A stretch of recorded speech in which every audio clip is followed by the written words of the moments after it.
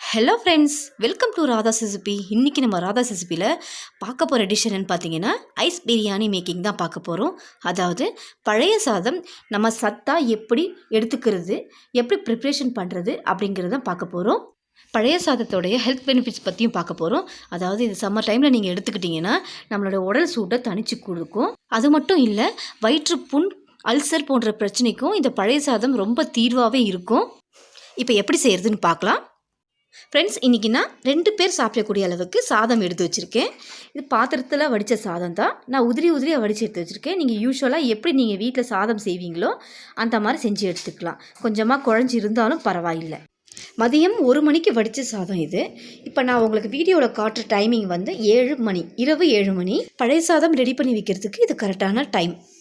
அடுத்ததாக இது சாதம் வடித்த தண்ணி. நம்ம சாதத்தை வடித்த உடனே அது வந்து கஞ்சி தண்ணி சொல்லுவாங்க. அந்த கஞ்சி தண்ணியில் நம்ம வெறும் தண்ணியை சேர்த்து வச்சிடணும்.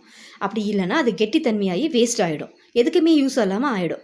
அதில் நீங்கள் தண்ணி சேர்த்து வச்சிங்கன்னா, மீதமுள்ள சாதத்தில் இந்த தண்ணியை சேர்த்து வச்சிங்கன்னா அவ்வளோ ஒரு சத்தானது இது. கொஞ்சமாக கல் உப்பு எடுத்து வச்சுருக்கேன்.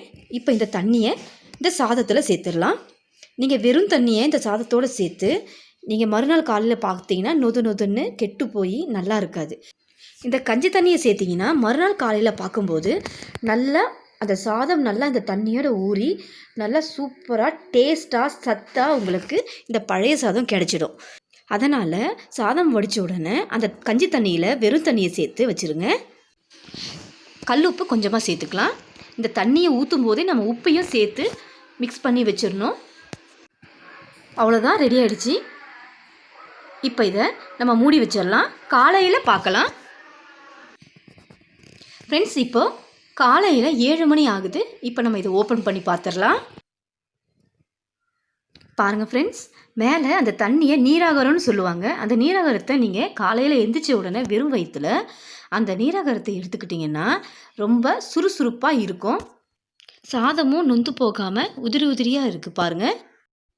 இந்த மாதிரி மேக்கிங்கில் ஐஸ் பிரியாணியை ரெடி பண்ணி சாப்பிடுங்க. ரொம்ப ஹெல்த்தியாக இருக்கும். என்னுடைய வீடியோ பிடிச்சிருந்துச்சுன்னா என்னுடைய சேனலை சப்ஸ்கிரைப் பண்ணுங்கள். தேங்க்ஸ் ஃபார் வாட்சிங்.